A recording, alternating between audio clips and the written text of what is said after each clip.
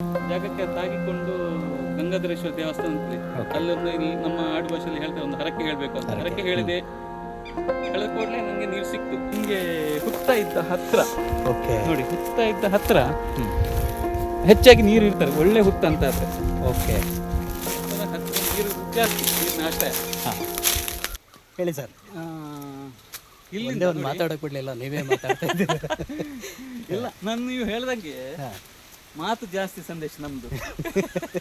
ಎಲ್ರು ಹೇಳ್ತಾರೆ ತುಂಬಾ ಮಾತಾಡ್ತಾ ಇತ್ತು. ನಮ್ದು ಒಬ್ರು ಫ್ರೆಂಡ್ ಇದ್ದಾರೆ, ಅವ್ರು ಹೇಳೋರು ನನಗೆ, ನೀವು ತುಂಬಾ ಮಾತಾಡಿದ್ರೆ ಇದು ಜಾಸ್ತಿ ಪಾತ್ರ, ನಮ್ಮ ತುಳು ಭಾಷೆಯಲ್ಲಿ ಹೇಳ್ತಾರೆ, ಇದು ಬಾರಿ ತುಂಬಾ ಪಾತಿರ್ನ ತೀರು ಅಂತ ಹೇಳ್ತಾರೆ ನನಗೆ.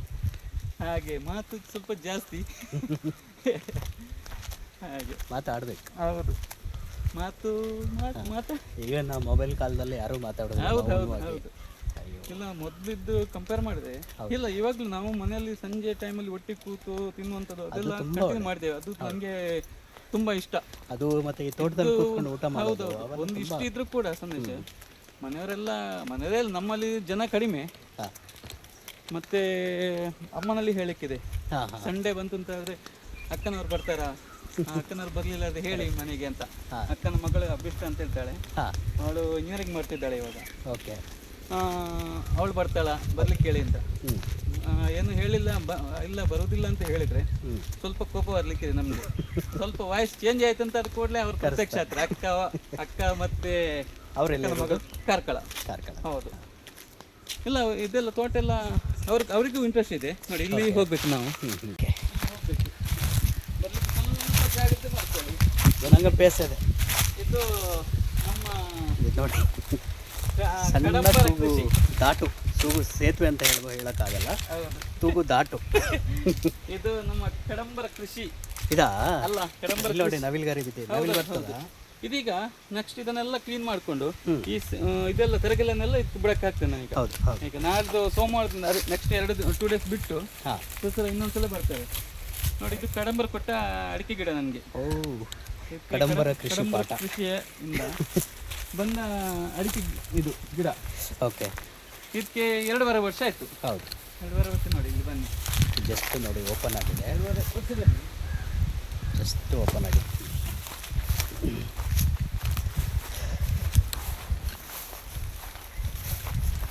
ನೋಡಿ. 2.5 ವರ್ಷದಲ್ಲಿ ಅಡಿಕೆ ಬಂದಿದೆ. ಜಾಸ್ತಿ ಅಲ್ಲ, 4 ಕೂಡ ಬಂದಿದೆ. ಕರೆಕ್ಟ್ ನೋಡಿ, ಇದರಲ್ಲಿ ಉಂಟು, ಇದು 2 ಗೊನೆಯಲ್ಲಿ ಉಂಟು ನೋಡಿ. ಅದರಲ್ಲಿ ಬಂದಿದೆ ನೋಡಿ, ಆ ಗಿಡದಲ್ಲಿ ಕೂಡ ಬಂದಿದೆ. ಇದು ಯಾವುದು? ಇದು ಮಂಗಳನೇ. ಹೌದು, ಕಡಂಬರ ಕೊಟ್ಟದ್ದು ಗಿಡ. ಚೆನ್ನಾಗಿ. ಹೌದು ನೋಡಿ, ಇದರಲ್ಲಿ ಬಂದಿದೆ, ಚೆನ್ನಾಗಿ ಬಂದಿದೆ. ಅಡಿಕೆ ಹೆಂಗಿದೆ ಅಂತ ಅದು ಬುಡ ನೋಡ್ಬೇಕು. ಹೌದು ಹೌದು ಹೌದು ನೋಡಿ.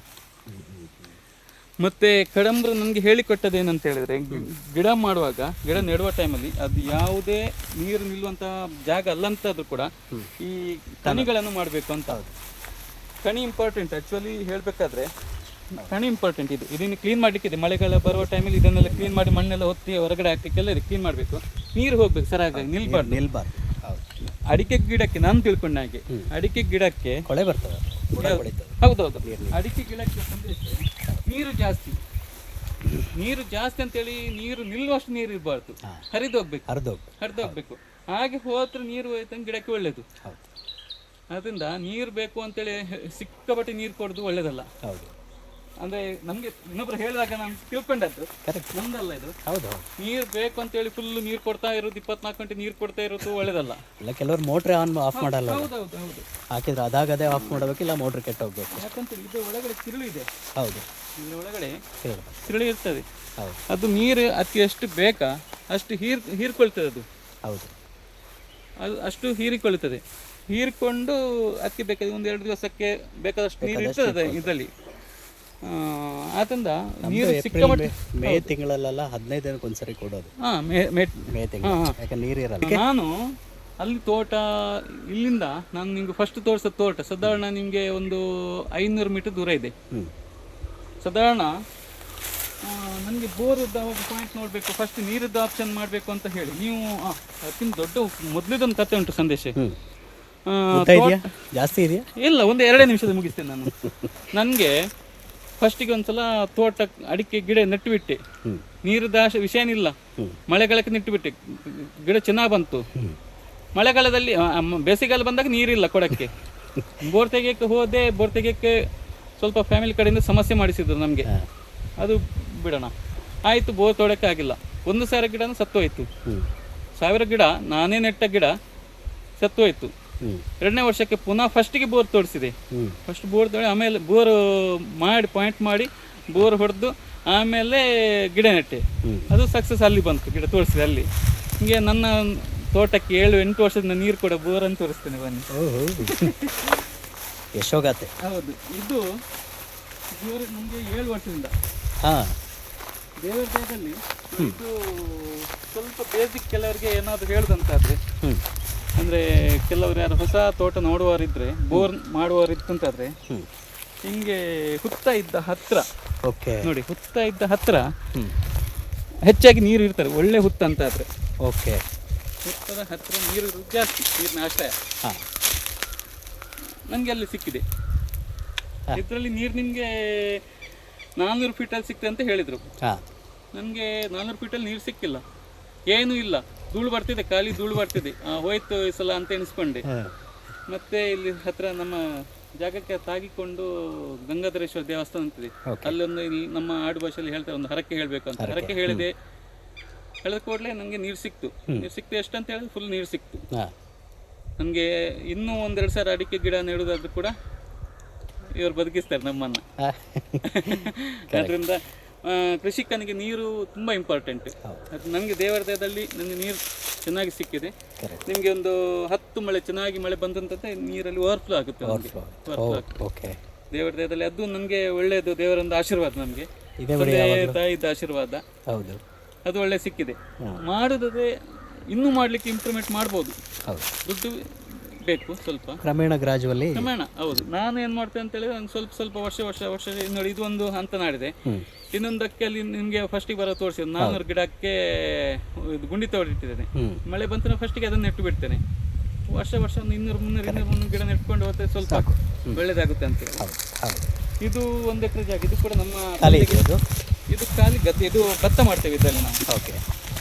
ನಮಗೆ ಬೇಕಾದಷ್ಟು ಮನೆಗೆ ಬೇಕಾದಷ್ಟು ಭತ್ತಗಳು ಸಿಗುತ್ತೆ ಇದರಲ್ಲಿ. ಈಗ ಬೇಸಿಗೆಲ್ಲ ಇನ್ನು ಇದು ಒಳ್ಳೆ ಹುತ್ತ. ಇದು ಹೌದು, ಇದು ಒಳ್ಳೆ ಹುತ್ತ. ಬೇಸಿಕ್ ಅದೇ ನಿಮಗೆ ಯಾರು ಕೃಷಿಕರಿಗೆ ಹೇಳುದು, ಹುತ್ತದ ಹತ್ರ ಸ್ವಲ್ಪ ನೀರು ಸಿಗುವುದು, ಆಶ್ರಯ ಸಿಗೋದು ಸ್ವಲ್ಪ ಜಾಸ್ತಿ ಅಂತ ಹೇಳಿ. ಹಾಗೆ ಫಸ್ಟ್ ಯಾರಾದ್ರು ಬೋರ್ವೆಲ್ ಹೊಡೆದಿದ್ದರೆ ಅಷ್ಟು ಹುತ್ತ ಹತ್ರ ಎಲ್ಲದಿದ್ದರೆ ಸ್ವಲ್ಪ ಫಸ್ಟಿಗೆ ಪ್ರಿಫರೆನ್ಸ್ ನೋಡಿಕೊಂಡು ಹೋಗಬಹುದಂತ. ಅಲ್ಲೇ ಸಿಗುತ್ತಂತ ನಾನು ಹೇಳುದಿಲ್ಲ, ಸ್ವಲ್ಪ ಮಾಡ್ಬೋದು. ಅಂದರೆ ಒಳ್ಳೆ ಹುತ್ತ ಇತ್ತು ಅಂತಂದರೆ ನೀರು ಸಿಗುವಂಥದ್ದು ಜಾಸ್ತಿ ಅಂತ ಹೇಳುವಂಥದ್ದು ಒಂದು ವಾಡಿಕೆ. ನೋಡ್ಬೋದು. 16 ವರ್ಷ, 17 ವರ್ಷ ಯಾವುದು ನಂದು ಮೀಡಿಯಾದಲ್ಲಿ ನಂದು ವರ್ಕ್ ಎಕ್ಸ್ಪೀರಿಯನ್ಸ್ ಇರೋದು 17 ವರ್ಷ. ಪ್ರೊಫೆಷನಲ್ ಆಗಿ ಬಂದು ನಂದು ಒಂದು 13 ವರ್ಷ. 13 ಪ್ರೊಫೆಷನಲ್ ಆಗಿ. ಕಂಪ್ನಿಗೆ ಬರಬೇಕಾದ್ರೆ ಒಬ್ಬರು ಕಾರಣ ಇದ್ದಾರೆ ನನಗೆ. ಅದು ನಾನು ನಿಮಗೆ ಇನ್ನೊಂದು ಮುಂದೆ ಹೇಳ್ತೀನಿ ನಾನು. ಯಾಕಂತ ಹೇಳಿದರೆ, ನಾನು ಈ ಹಂತಕ್ಕೆ ಬರಬೇಕಾದ್ರೆ ನಾನು ಅವರನ್ನು ಮರಿಬಾರ್ದು. ಹಾಗೆ ಅವರ ಹೆಸರನ್ನು ಹೇಳಬೇಕು ನಾನು.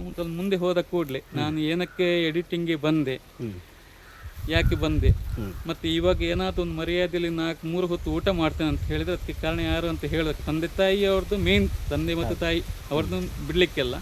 ಅದು ಬಿಟ್ಟು 2ನೇ ಹಂತದಲ್ಲಿ ಯಾರಿದ್ದಾರೆ ಅಂತ ಹೇಳುವಂಥದ್ದನ್ನು ನಾನು ನಿಮಗೆ ಹೇಳಬೇಕು. ಯಾಕಂದರೆ ಅವರ ಹೆಸರನ್ನು ಹೇಳಿಲ್ಲ ಅಂತಾದರೆ ನನ್ನ ಯಾವುದು ಎಪಿಸೋಡ್ಗೆ ಮರೆಯೋದಿಲ್ಲ.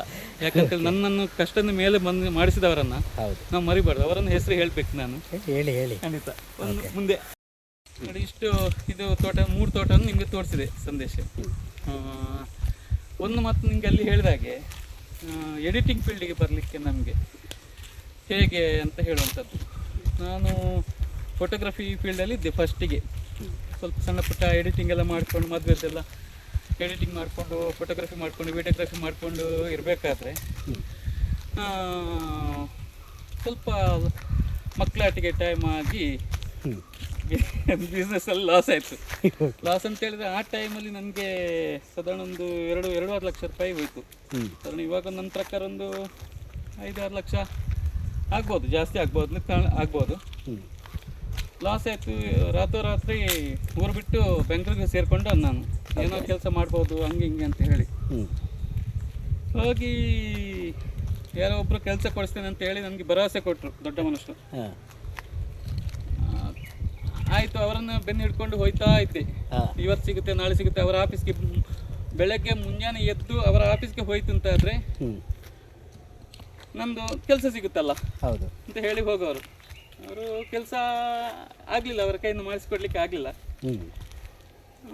ಇದು ನನ್ನ ತಾಯಿದ್ದು ಅಣ್ಣನ ಮಗನಿಗೆ ಗೊತ್ತಾಯ್ತು, ನವೀನ್ ಹೆಗ್ಡೆ ಅಂತ. ಹಾಂ ಒಂದು ದಿವಸ ಫೋನ್ ಮಾಡೋರು ನನಗೆ, ಎಲ್ಲಿದ್ಯಾ ಅಂತ. ಬೆಂಗಳೂರಲ್ಲಿದ್ದೇನೆ. ಏನಾಯಿತು ಅಂತ. ಎಲ್ಲ ಕೆಲಸದ್ದು ಹುಡುಕ್ತಿದ್ದೇನೆ, ಆಗುತ್ತೆ ಕೆಲಸ ಆಗುತ್ತೆ, ನನಗೆ ಚಾನಲಲ್ಲಿ ಕೆಲಸ ಆಗುತ್ತೆ ಹಾಗೆ ಹೀಗೆ ಅಂತ ಬಿಟ್ಟು ಯಾವುದಲ್ಲಿ ಅದು ಆಗ್ತದೆ ಹಾಗೆ ಹೀಗೆ ಏನೋ ಒಂದು ಹೇಳ್ತಾ ಇದ್ದೆ.